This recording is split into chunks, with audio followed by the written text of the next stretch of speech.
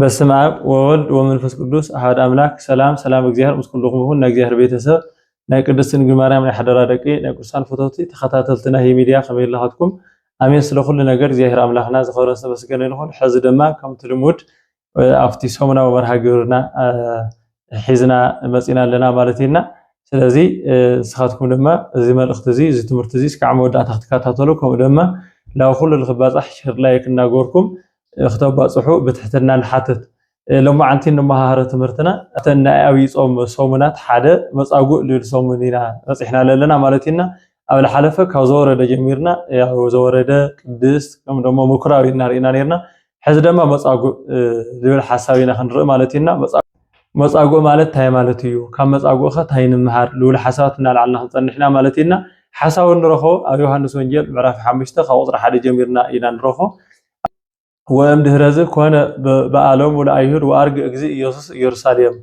دحرزي لما ناي أيهود بعد كونمو ويتنا مرحيتنا يسوع كرسوس لو يرساليم ديو لو يرساليم أرجع يولنامو مسديو لما ويتنا مرحيتنا يسوع كرسوس أو حدا ناي فوس بوتا محرات لركول بوتا زاهر أملاك محرات لورد بوتا بصحة كوصح خلوا أفت بوتا حمشت أركن لله ويدمو حمشت مدايو حمشت بوتا تات لله أفتح حمشت بوتا تات له حمشت عينت حمام الحازو جين بزحات سوات لغنو أو محرات لصبويو تحاتينا خندحنينا لولا أكلاتكم زنورمو زم حماساتهم لا أو خلو ورد لساعات ما أزين دحريلنا يتم حرات ترك ولا معلتي أو سومن حنت معلتي أنا ساور قدام ويسنوت أيهودنا لنا نصوعك قداميا عندنا أفتح قدام للا كل الورد كل التحات اللي يخون الدحنس كافتهم الورد قدموا الورد قدموا وريد اللي تحاسوا حادث ويل الدحن ማለት እታ ምሕረት ቀዳም አይተቃሪ እንደገና ትልምሓር አካለለ ሓደ እዩ አይደግኒ ማለት እዩ። ስለዚ ካውዞም ምሕረት ልጽቦዩ ካውዞም ብሕማም ብስቃይ ተታሒዞም ብሕማም ስጋ ተታሒዞም ኣብ ዓራት ተጣዊቆም ንነብሩ ሓደ መጻጉዕ ነበረ ይሉ። መጻጉዕ ማለት ሕሙም ማለት እዩ። ስለዚ እቲ መጻጉዕ ኣብኡ ክንዲ ዓመት ከም ዝነበረ ኣብ ቁጥሪ 5 ከምዚ ይብለና ወሃሎ አሃዶ ብእሲ ዘ30 ወሰመንቱ ክረምት እምዘደወየ كاول حمم كاول دوي عرات كاول هرس 38 عامت لجور حدث اي نور ايبل اتا حدث اي قاللو غويتا بو حلف كله رأيو وكيهور ايو اجزي يسوس وايمر كما غوندي وستدويه او حمامو افت مكرو افتي صغمو افتي مكرو افتي قنقو بزع عامت كم لجور بزع عامت كم صانحه እግዚአብሔር አምላኽና ርዩዎ እንደገና ለፈለጠ እዩ بس فلطه እግዚአብሔር አምላኽ ርዩ ፎሊጡ ስቁይ ሓልፈ ይደለ ኣብዝ ሓሳብ ዝንሪእ ህዚ ኣርባዕተ ነገራትና ብተኸታተልቲ ክንሪ እቲ ሓደ ምርኣይ ጎይታና መርሓይትና ኢየሱስ ክርስቶስ ነቲ መጻጉዕ ማለት እዩ። ማንም ሰብ ብዙሕ ሰብ ይርዮ ነይሩ እዩ ነቲ መጻጉዕ እሱ ንመጀመርያ ግዜ ጎይታና መርሓይትና ኢየሱስ ክርስቶስ ጥራሕ ይኾነ ይርይዎ ግን ተኻሊ ዓለም ንሪዮ በኻሊ ዓይኒ እዩ ጎይታ ንሪዮ ግን ብምሕረት ዓይኒ እዩ ስለዝኾነ ርዩ ስቁይ ሓልፍ ይደለ ማለት እዩ። ጎይታና ኣብ ጸገምና أو كنكتنا أو حتياتنا أو ودكتنا أو إسراتنا مس وديقنا حديقنا حلف أيدلي سلالة خلا لا حديقوا حلف يدلي رأي يبيلوا بدحري أو زحمان أو زقم أو زمكر أو بزح جيزة ثلاثة شو منتر عملت الأكل كم لتساقية فلا طايب سلالة فلاتة يتم فلات لنا سقيلو فوريت حلف يدلي بزحات مسحفتي كم زنوجرنا أبولياتنا هنا حديثاتو كافتم كلتا اينو سوركاس بتعمي وزحا كنمهار نخلينا تم كلتا اينو سورات ويتا كريستوس بتمنجد حلف كله من يلا حلف له يلوم كتيو خلو يسوس ولد داويت يو كلوا خلو والحريساتهم لتايلم بردق يلوم تسهلن ولد داويت تسهلن غزي ولد داويت اتا ولد داويت يقرب لنا محرنا يقرب لنا محرت كاوزحنا كمعوارنا ادحننا عيننا ورهلنا لهم كل منو خلو بوزح حساب اونا لهم موننا هلو لرهره ገንዘብና ሓደገ ለይረهره ለለስቂሉ ለሐለፈ ብዙሕ ህዝብ ነይሩ ብዙሕ ሰባት ነይሮም ኣብተሽዑ ለለጎይታ ለኽተሉ ብዙሕ ሰባት ነይሮም ጎይታ ደልዮም ሆነ ግን ላቶም ብዙሕ ኮይኖም ክሐልፉ ያው ነው ለዮም ለሐልፉ ነይሮም ማለት ጎይታ ግን መሐረኒ ኢልካየ ይኾነስ ባዕሉ ክትመሐር ትደልዶ ክትድሕን ትደልዶ ይልጥይ ጎይታ እዩሞ ስለዚ ታይ ጎረልኩም ትደልዩ ኢሉ ተመሪሱ ይጥይቆም ማለት እዩ ቶም ካልእ ሰባት ግን ኸምኢልኩም ኣይትለምኑ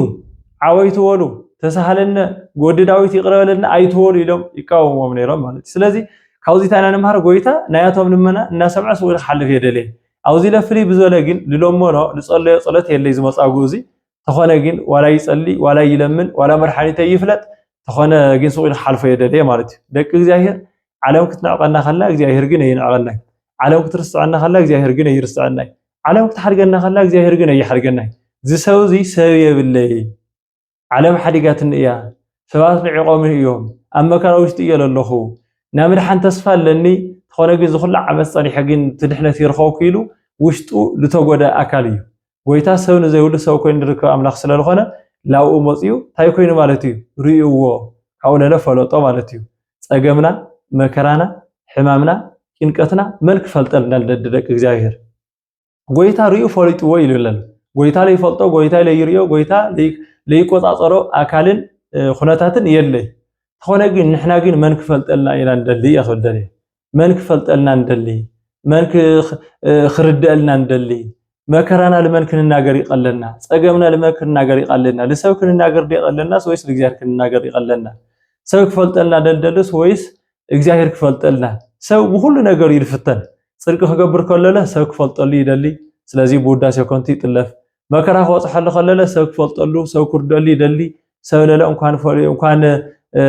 كحجزك كان كدقفن كان مفتح خونه كيغوني او رس قصلي دوسخ كوينو تراهمو والحري بزنا غرزي لا تصفى مرات تخد بتي ولا بتي كن بتصفى مرات لا سيطاني بوداسي كونت لا سيطاني بولتفالالي مصاوريتات سيطان يصاودلنا لا يخلدل سلازي بزح ما كرا خلينا يخل بزح صقم خلينا يخل تخونه جن قال املاح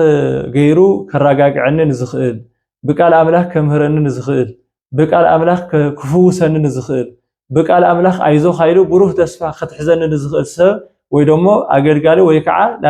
ናይ እግዚአብሔር ሰብ ንውሎ ወይ ከዓ መንፈሳዊ ህይወቱ ሐቀኛ ያልሆነ ጾታን ዕድመን አይነት አገልግሎትን ከይፈላና ተኾነ ግን መስጊያር ከራኸበን ይኽእል እዩ ምስል ንውሎ ሰብ ዲና ነዋግዕስ ወይስ አውጎነና ንዝረኸውናዮ ብስጋ ቤተሰና ስለለኾነ መታዓዊትና ስለለኾነ መሳርሕትና ስለለኾነ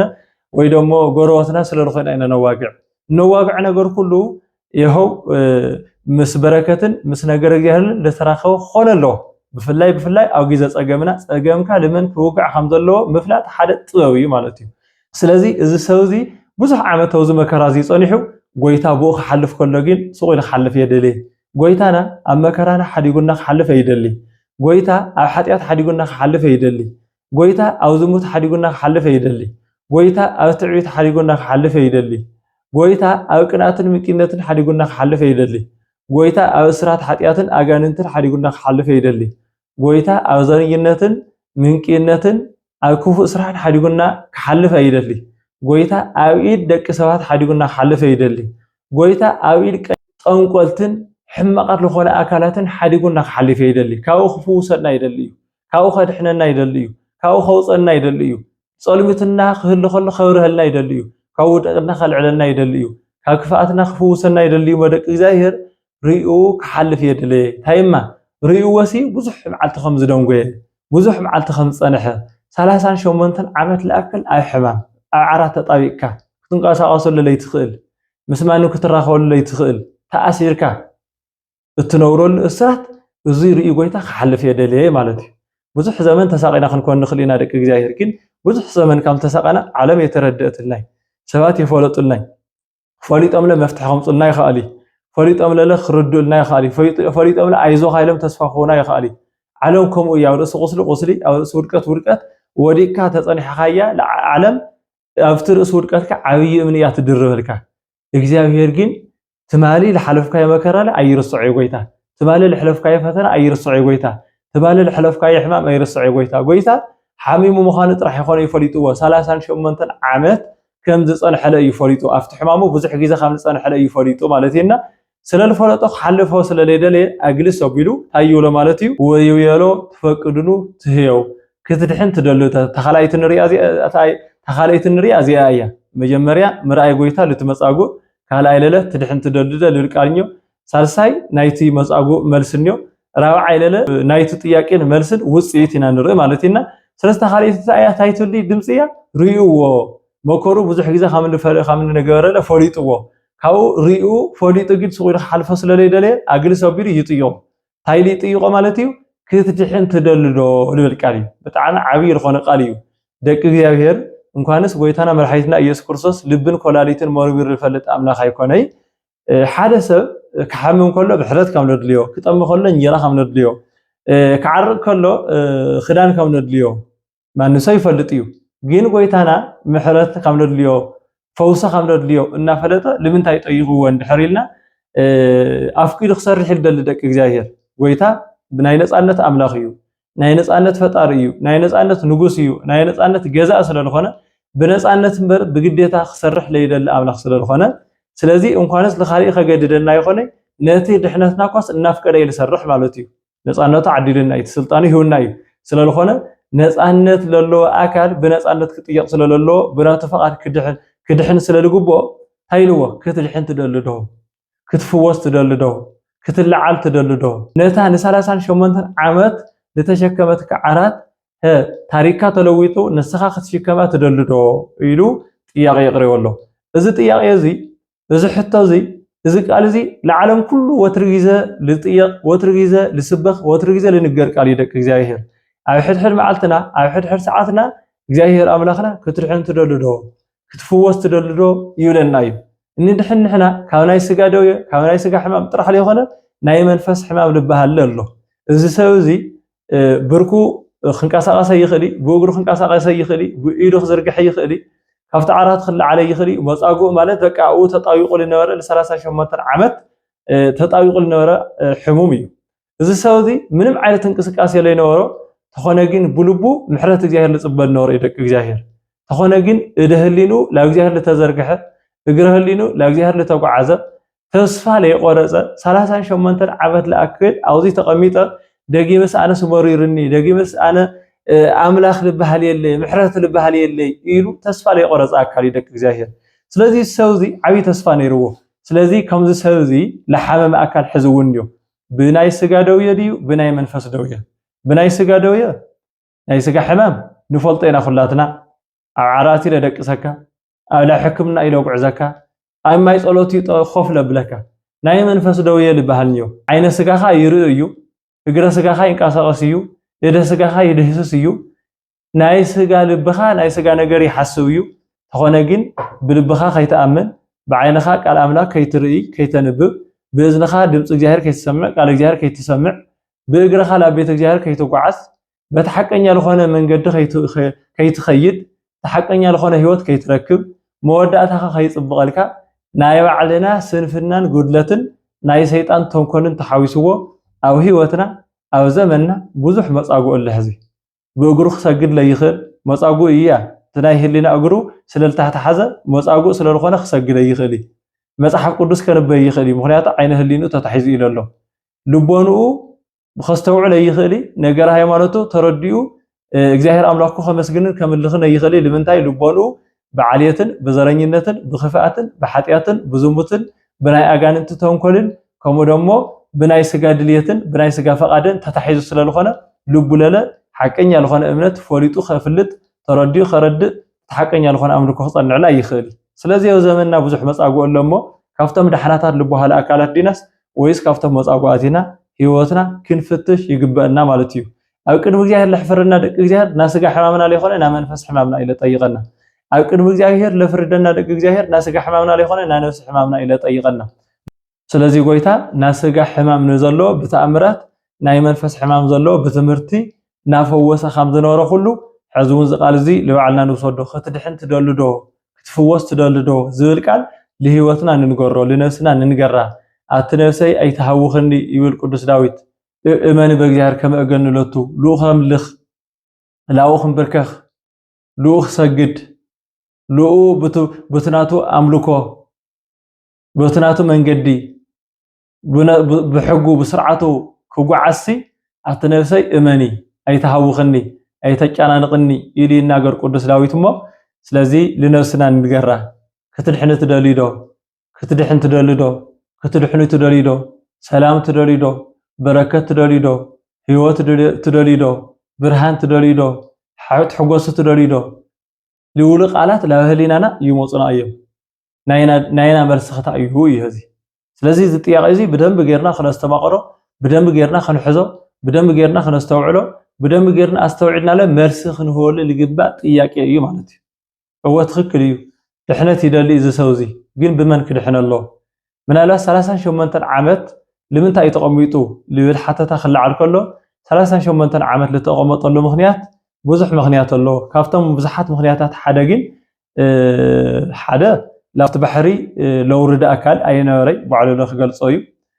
كلا أي نجر ويتانا እግዚአብሔር ናይ ስጋ ሕማምና ሓይሉና ብናይ ስጋ ሕማም ተታሒዝና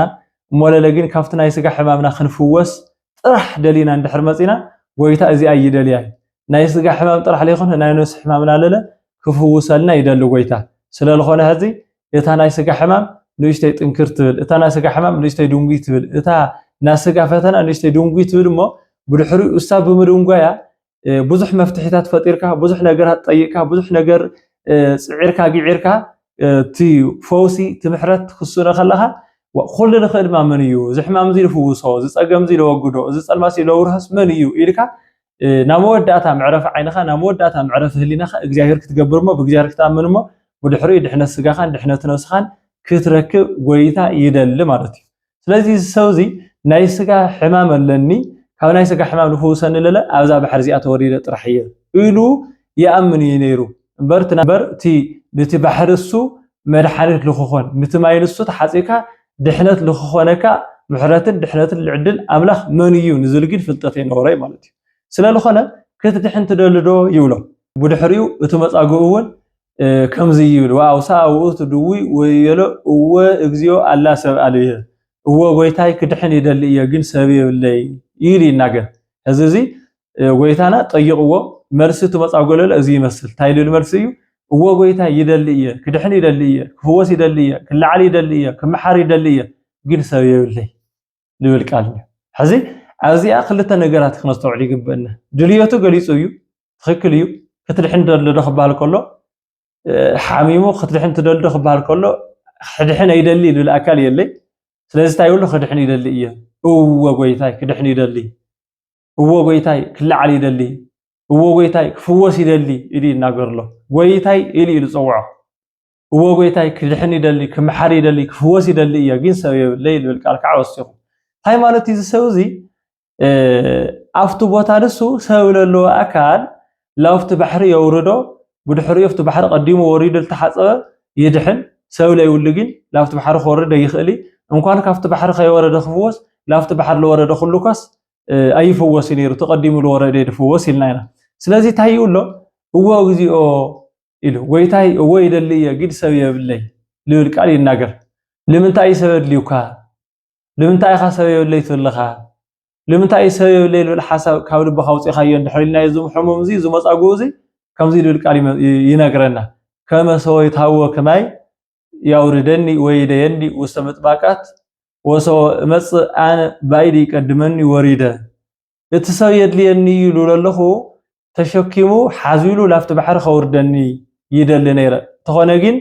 ኣነ እንደምን ኢለ ባዕለይ ተፋሓይ ኸዲ ብዝኾነ ነገር ክወርድ ከለኹ ካስ ይወርድ እየ ግን ክወርድ ከለኹ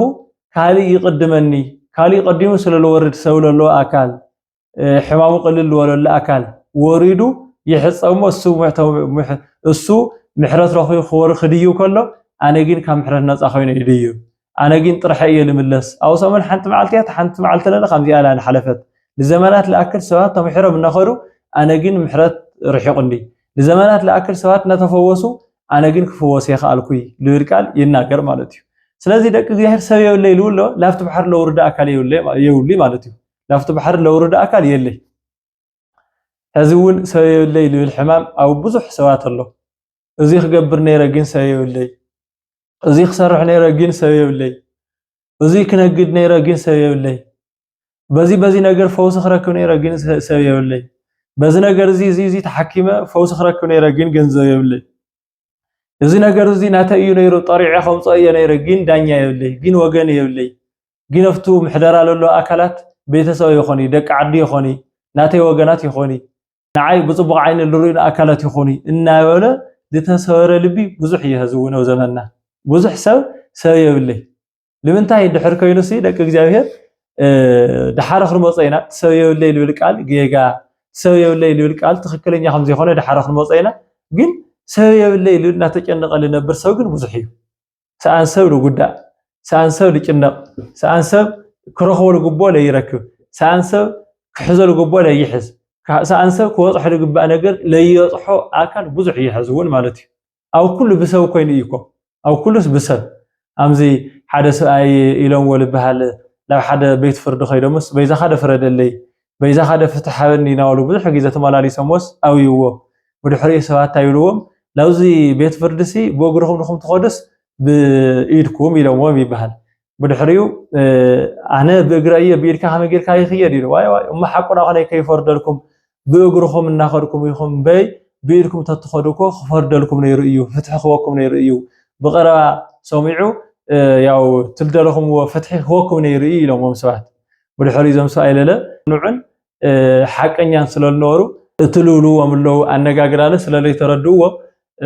ብእግሮምን ብኢዶምን በሩዓቲ ብኢዶምን ብእግሮምን እናረገፁ ላፍቲ ቤት ፍርዲ ኣትዩ እዚ ዳኛ ታይሎም ተኸልኩም ዳ ብክልተ እግርኩም ጥራሕ ለይ ትረግፁ ኢሎም ለስ ሰባት ንብዙሕ ግዜ ፅሒኩም ነሲ ብእግርኩም እናኸድኩምኹም በይ ብኢድኩም ተትኸዶ ነይርኩም ኮ ቀልጢፍ ክፈትሐልኩም ነይሩ ኢሎምኒ ስለዚህ بإيدي مزيك كله بيزا خافت حلا يقولوا واللوس نسوون تردي وتحسب يا فتح سديد اللوم يبحال ስለዚህ ታይخل دلي بإيدكم ديكم كيدكم بأجركم مالت أيو بأجر مخاد مالت تقول لحنا نفلت مخادي بإيد كام مخاد مالت كن جنزة حس كاري يخون كاي خير كأخا جنزة حس كاري يخون كاي أخا خير كا جوبو يخون كاي يخون كحس كخير كا لول أكل مالتنا ስለዚህ ታይلول هلينا نيهزو الزمن زي ወይ ገንዘብ ክህልየ ካሎ ወይ ሰው ክህልየ ካሎ ወይ በቃ እግዚአብሔር ክህልየ ካሎ እግዚአብሔር ምሳኻ ኾነሎ እግዚአብሔር ፈቃዱ ኾነሎ ለእግዚአብሔር በጸሎት ጠይቆ ፈቃድ እግዚአብሔር ይኹን ይልልናገር ሰብ በጣም ይውሕድሎ ታይማ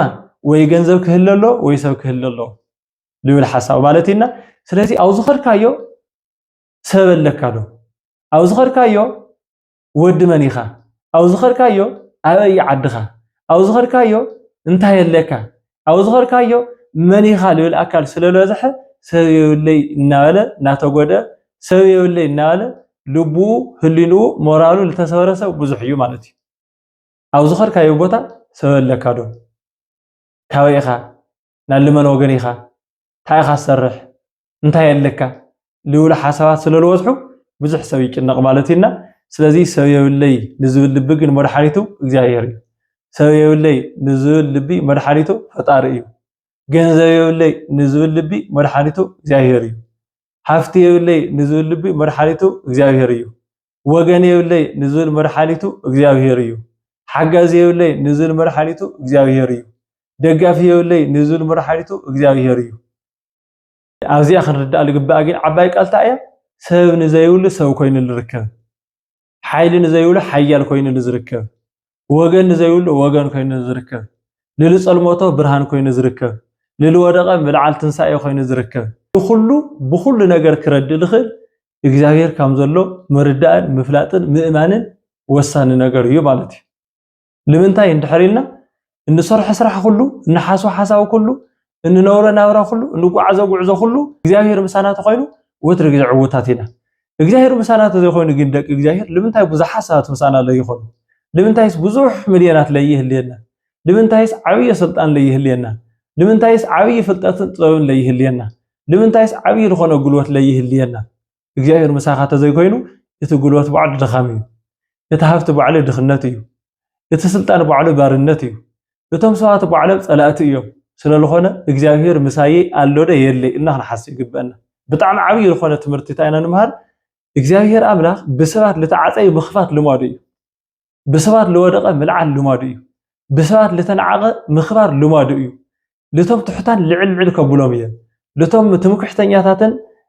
ትዝህርተኛታትን ግን ካብ ወንበሮም ከውርዶም እየ ኢሉ ተናገረ ጎይታ እዩ ድንግል ማርያም ወደናለ ኣብቲ ጸሎታ ድንግል ማርያም ወደናውን ኣብ ሉቃስ ወንጌል ተናገረቶ ቃልታ ኢሉን አይብዮም ለትሑታን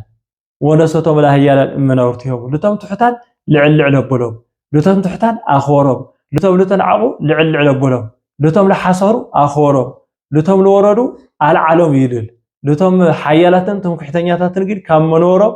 ኣውረዶም ካብ መንበሮም ነቐሎም ካብ ክብሮም እሕሰሮም ካብ ልዕልኖም ኣውረዶም ይልልሞ ስለዚ ደቂ እግዚአብሔር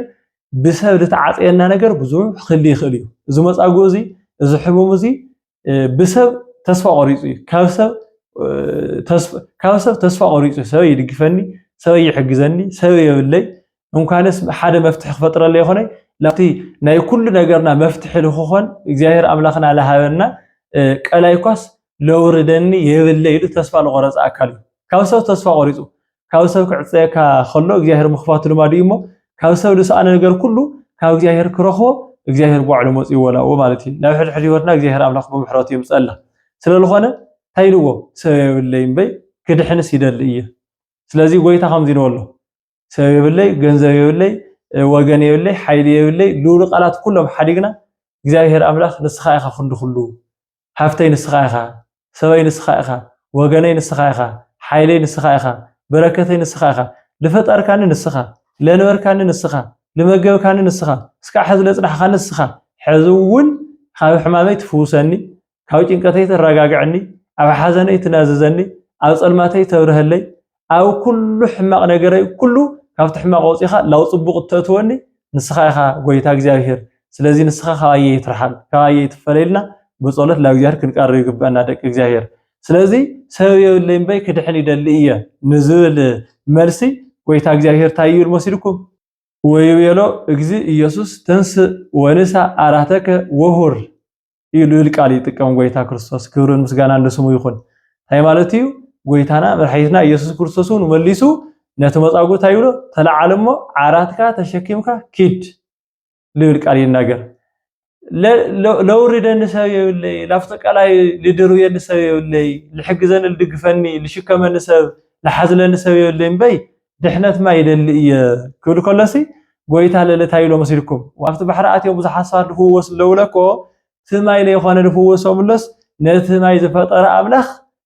ለቲ ማይ ባሪኹ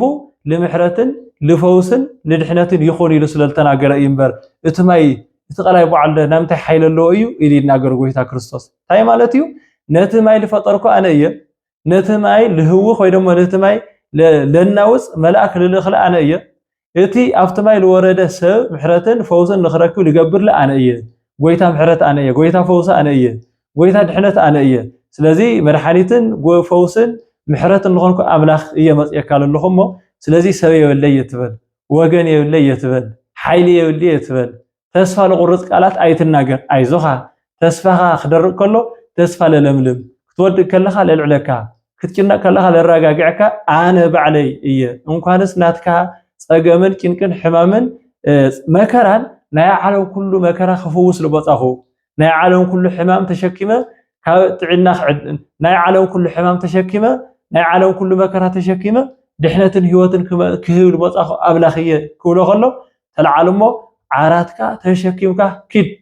38 ዓመት ለተሸከመትካ ዓራት እስኻ እውን ሕዚ ተሸከማ እወ እግዚአብሔር ኣምላኽ ኩሉ ይኽእል ሕዚ እውን ብዙሓት ሰባት ተሸኪሞም ወልኾድ ዓራት ካብ ማይ ጸሎት ተሸኪሞም ልምለሱ ሰባት ብዙሓት እዮም ሕዚ እውን ብዙሓት ሰባት ኣብ ማይ ጸሎት ድዩ ኣብ ሕክምና ድዩ ኣብ ተፈላለየ እግዚአብሔር ኣምላኽ ምሕረት ካብ እግዚአብሔር እዩ ኣብ ዝኾነ ይኹን ቦታ ኣብ ዝኾነ ይኹን ግዜ ብዝኾነ ይኹን ኣካላት ድሕነት ልፍፀም ብእግዚአብሔር ጥራሕ እዩ ለምንታይ እግዚአብሔር ምሳኻ ኮይኑ ክሰርሕ ከሎ እዩ ኩሉ ነገር እሞ ስለዚ እግዚአብሔር ኣምላኽ ብልተፈላለየ ነገር ይምሕር ብልተፈላለየ ነገር ይፍውስ ብልፈቆደ ነገር ይምሕር ስለዚ እግዚአብሔር ብልፈቆደ ነገር ስለልፍውስ ታይልዎ ጎይታ ተለዓለሞ ዓራትካ ተሸኪምካ ኪድ ላብ ባሕሪ ምውራድ ኣየድልየካይ ቶም ሰባት ሰብ የብለይ ልወልካዮም ኣካላት ታዮም ገውሩልካ ነይሮም ተሸኪሞም ላብ ባሕሪ እዮም ከውርዱካ ነይሮም ስለዚ ላብ ባሕሪ ለውርድ ሰብ የብለይልካ ኣብ ትጭነቐሉ ግዜ ላብ ባሕሪ ምውራድ ኣየድልየካ ምሕዛል የድልየካ ምሽካም ኣየድልየካ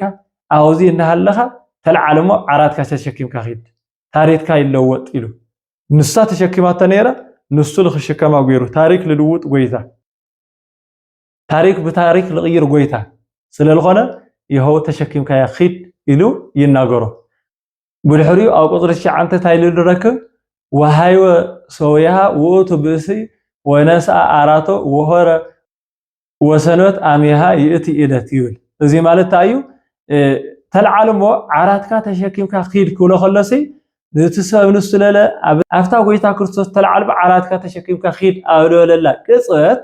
እቲ ሰብኣይ ንሱ ተላዒሉ ዓራቱ ተሸኪሙ ኸደ እታ ምሕረት ልተዋሃበትላ እቲ ጎይታ ናይ ምሕረት ቃል ተናገረላ ተጻጉለ ምሕረትን ህይወትን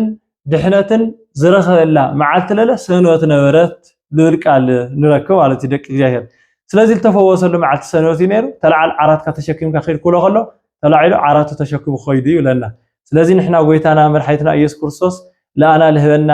ድምፂ ለአና ልሕልፈና መልእኽቲ ለአና ልህበና ትምህርቲ እውን ሕዚ እውን እንታይ ኢሉ ኣሎ ጎይታ ክትድሕኑ ትደልዩ ዶ እወ ንደሊና እሞ ክትድሕኑ ተደሊኹማ እንታይ ኢለና ኣሎ ክትድሕን ትደሊ ዶ ልብል ቃል ጠይቑ እወ ጎይታይ ክድሕን ይደሊ እየ ልብል መልሲ ምስ ረኸበ ተልዓልማ ዓራትካ ተሸኪምካ ኺድ ከም ዝበሎ ኩሉ ንዓይ ንዓኹም እውን ተልዓሉ ዓራትኩም ተሸኪምኩም ኪዱ ይብለና ኣሎ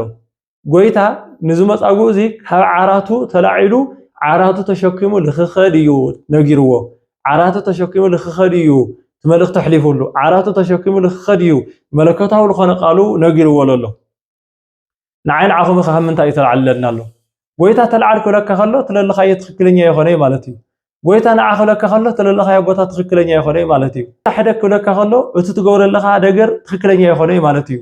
ጎይታ ኣይትኺድ ክብለካ ከሎ እቲ ትኸደለኻ መንገዲ ትክክለኛ ይኾነ ማለት እዩ ስለዚ ደቂ እግዚአብሔር ተልዓል ካብ ዓራት ተልዓል ማለት ትለለኻዮ ዓራት እቲ ሃሪስካ ለለኻ ዓራት ለኣኻ ናይ ሕማም ዓራት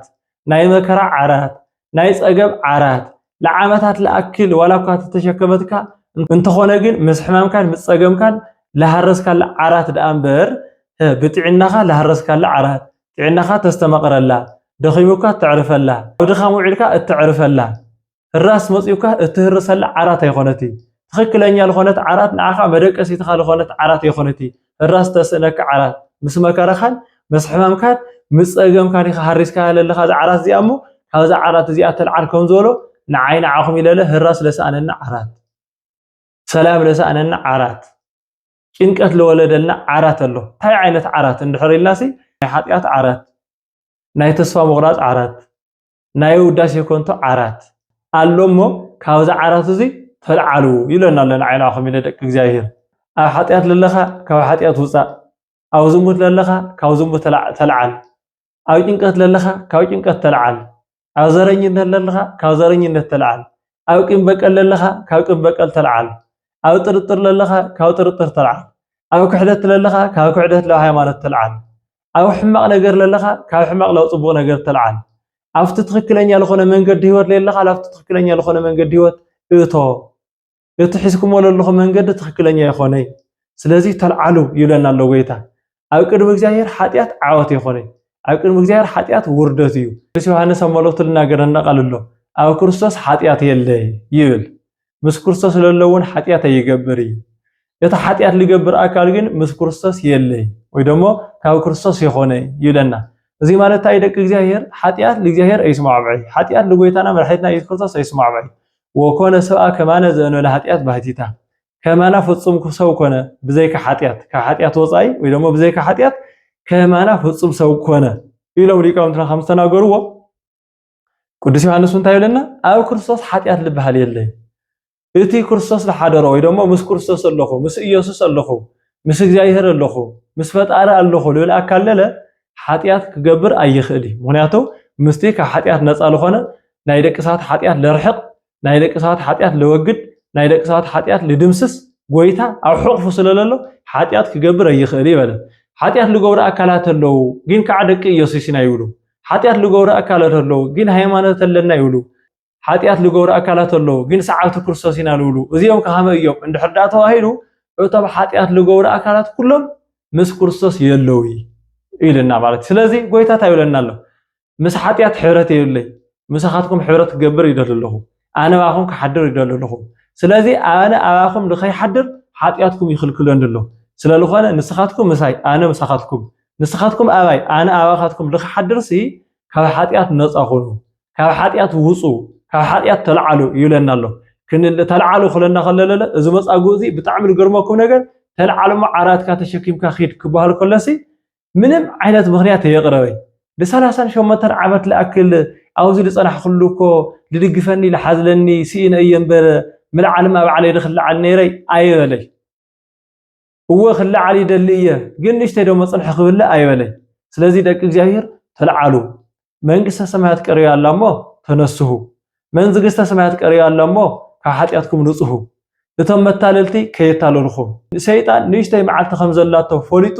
ዓለም ንኸስሕት ይጎይሎ ተዋሂዶ ዝተጻሒፍ እዮም መጽሓፍ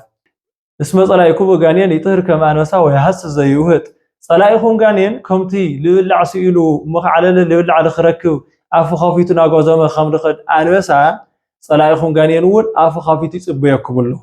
ንኣኻትኩም ኩሕጥ ብባሕሪ ሓጢኣት ኩሕጠኩም ኣብ ባሕሪ ሓጢኣት ከጥልቀኩም ኣብ ባሕሪ ክፍኣት ከእትወኩም ኣብ ባሕሪ ዝሙት ከኽእትወኩም ስራት ሓጢኣት ከኣስረኩም ሰይጣን ይጓየሎ ንስኻትኩም ይግንድቁሑ ንስኻትኩም ግን ጥበበኛታት ኩኑ ወኩኑ ጠቢባነ እንከ ካብ ድሕሪ ከዚሲ ጥበበኛታት ኩኑ ለባማት ኩኑ ትሑታት ኩኑ የዋሃት ኩኑ ብጸሎት ጽንዑ ብጾም በርትዑ ናግዚአብሔር ሰባት ኮይኑ እግዚአብሔር አምላክኩም መምልኹ ሓጢአት ተላዒልኩም ካብ ክፍኣት ተላዒልኩም ካብ ምግባር ዲያብሎስ ተላዒልኩም ካብ መንገዲ ስሕተት ተላዒልኩም ለእግዚአብሔር እተው አተፍርሒኩም ለለኹም ቅረውሞ ንስኸውረህልኩም እዩ ቅረው ሃብየሁ ያበርህ ለኩም ንስኻትኩም ላው ቅረውሞ ንስኸውረህልኩም እዩ ተባሂሉ ከም ዝተነገረኹ ንሕና ለእግዚአብሔር ንቅረብ ደቂ እግዚአብሔር ተላዓሉ ክንበሃል ከለና ጽባሕ ሎሚ ንብል ሰባት ብዙሓት ኢና ሰነሱ ክንበሃል ከለና ጽባሕ ሎሚ ንብል ሰባት ብዙሓት ኢና ስጉእ እንደምን ተቀበሉ ክንበሃል ከለና ጽባሕ ሎሚ ንብል ሰባት ብዙሓት ኢና ሓጢአት ይትገብሩ ክንበሃል ከለና ካብ ጽባሕ ሓድጎ እንብል ሎማዓንቲ ግን ለሓጢአት ንፈቅድ ሰባት ብዙሓት ኢና ስለዚ ቆፀሮ ለሓጢአት ቆፀሮ መሓዝ ለኽፍኣት ቆፀሮ መሓዝ ካብ ሓጢአት ለለይ ምንጻህ ምኽንያት ምብዛሕ ኣብ ቅድሚ እግዚአብሔር ድሕነት ከህቦ ይኽእል እዩ ምኽንያት ኣብ ቅድሚ እግዚአብሔር ይሰርሕ መደቅ እግዚአብሔር ሕዚ እውን እዚ መጻጉዕ እዚ ተለዓለ መዓራትካ ተሸኪምካ ኺድ ከም ዝተባሃለ ኩሉ ንሕና እውን ተለዓሉ ንበሃል ለና ኢና ንሕና እውን ሕደጉ ንበሃል ለና ኢና ንሕና እውን ላባየ ይብለና ኣሎ ፈጣሪና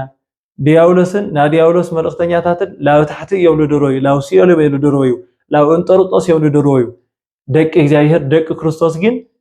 ክርስቶስ ክርስቲያን ልኾና ክርስቶስ ከም ዝተወለደ ንውለድ ክርስቶስ ከም ዝተጠመቐ ንጥመቅ ክርስቶስ መከራ ከም ዝተቀበለ መከራ ንቅበል ክርስቶስ ከም ዝሞተ ንመውት ክርስቶስ ከም ዝተለዓለ ልዓል ክርስቶስ ላብ ሰማይ ከም ላረገ ንሕና እውን ንኣርግ ማለት ኢና ስለዚ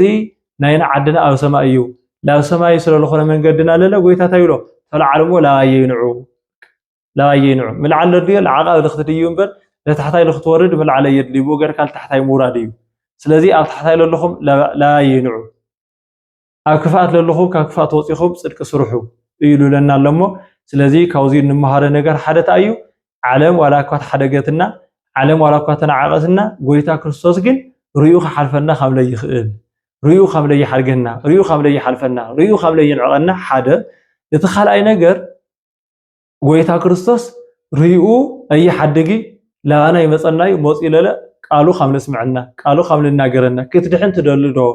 ክትፍወስ ትደልዶ ክትመሓር ትደልዶ ልብል ቃል ለእዝነና ከም ለምፀልና ብዝመጻጉዕ እዚ በኣካል ተረኺቡ ትድሕን ትደልዶ ከም ዝበለ ኩሉ ንዓይና ዓኹም ኢለ ብመጻሕፍቲ ኣቢሉ ብሊቃውንቲ ኣቢሉ ብመምህራን ኣቢሉ ብመነኮሳት ኣቢሉ በባታትና ጳጳሳት ኣቢሉ ብልተፈላለየ ናይ ሰናይን ናይ ቃል ኣምላኽን መልእክተኛታት ዝኾነ ኣካላት ኣቢሉ ይነግረና ኣሎ ማለት እዩ ካብኡ ቃል ኣምላኽ ይንገርሎ ወንጀል ይሰብኽሎ ወንጀል ይናገርሎ ኢልካ ሓደ ሰብ ኩሉ ይእመን ናጻረኻ ኢሉ ስተ ማይ ክሰቲ ከለኻ ኣጽሪኻ ከም ዝሰቲ ኩሉ እንጀራ ክትበልዕ ከለኻ ናራኻ ከም ትበልዕ ኩሉ ክትክደን ከለኻ እቲ ክዳንካ እንታይ ኣለዎ ፀገም ኢልካ እቲ ክዳንካ ከም ትክደኑ ኩሉ እንሰምዖ ትምህርቲ ኩሉ ብጥበብን ብትዕግስትን ብምስትውዓልን ክሰምዕ ኣለና ማለት እዩ ናይ እግዚአብሔር ቃል እናገርና እናናበሉ መልእክተኛታት ሰይጣን እምነት ነምህርለና ናበሉ ሕደት ለምህሩ ናብ ሰማይ ናምህርለና ናበሉ ናብ ምድሪ ለምህሩ ናብ እግዚአብሔር ክነብፅሐኩም ኢና ናበሉ ነገር ግን ናብ ዓለም ፍትፍት መቅረብቲ ገይሮም ለቕርዩኻ ኣካላት ለስለለሎ ምስትውዓል የድሊ ተኾነ ግን እግዚአብሔር ቃሉ ይናገር እዩ ቃሉ የስምዐና እዩ ድምፂ የስምዐና እዩ ስለዚ እግዚአብሔር ክትድሕን ትደልዶ ልብል ቃል ናብ ሕድሕድ ህይወትና ወትር ግዜ ልስበኽን ወትር ግዜ ልንገርድ ወትር ግዜ ልስማዕን ቃል ምዃኑ እዩ እቲ ካልኣይ ንርአናዮ እቲ ሳልሳይ ድማ ናይ ደቂ ሰባት መልሲ ክትድሕን ትደልዶ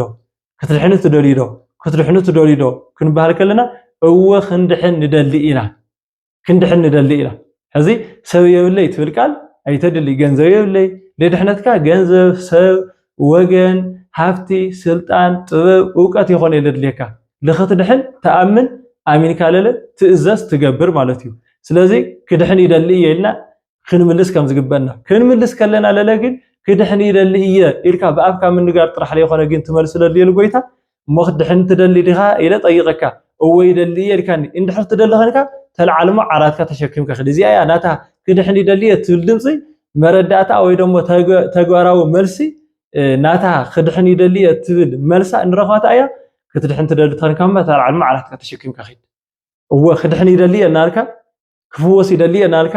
ክምሓር ይደሊ እናልካ ነገር ግን ንግሆን ምሸትን ቀትርን ለይትን ሰኑን ሰሉስን ዓርብን ረውዕን ክረምትን ሓጋይን ኣብይ ጾምን ትንሳኤን ከይበልካ ወትር ግዜ ብሓጢያት ተዘፊካ ወትር ግዜ ብጭፈራ ወትር ግዜ ብዳንሲ ወትር ግዜ ብቂም በቀል ወትር ግዜ ብኽፍኣት ወትር ግዜ ብናስጋኻ ፈቃድ እንድሕር ትጓዓዝ ኮንካ ግን ብኣፍካ ኢኻ ድሕነት ትደልለኻ እምበር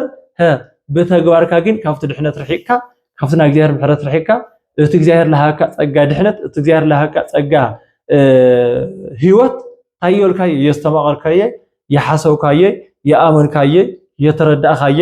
የፈለጥካየ ማለት እዩ ስለዚህ ጎይታ ክትድሕን ትደልዶ እወ ክትረኸለኻ እወ ብሓቂታ እወ ክትምርመር ኣለዋ እወ ኢልካ ንኢኻ ሽት ድሕን ትደሊኻ ተለዓለባየ ክትድሕን ትደሊኻ ታይብለና ኣሎ ሕዚ ክትገብርዎ ለይግበኩም ሕደጉ ክትገብርዎ ለይግበኩም ለለ ግበሩ ማለት እዩ ክትድሕን ትደልዶ እወ ካብ ስርቆ ወፂኻ ምጽዋት ትጀምር ክትድሕን ትደልዶ እወ ምህራስ ሓዲካ ጸሎት ትጀምር ክትድሕን ትደልዶ እወ ኮፍ ማል ሓዲካ ስግደት ትጀምር ክትድሕን ትደልዶ እወ ሓጢያት ሓዲካ ተነሳ ክትድሕን ትደልዶ እወ ጾም መስዓር ሓዲካ ጾም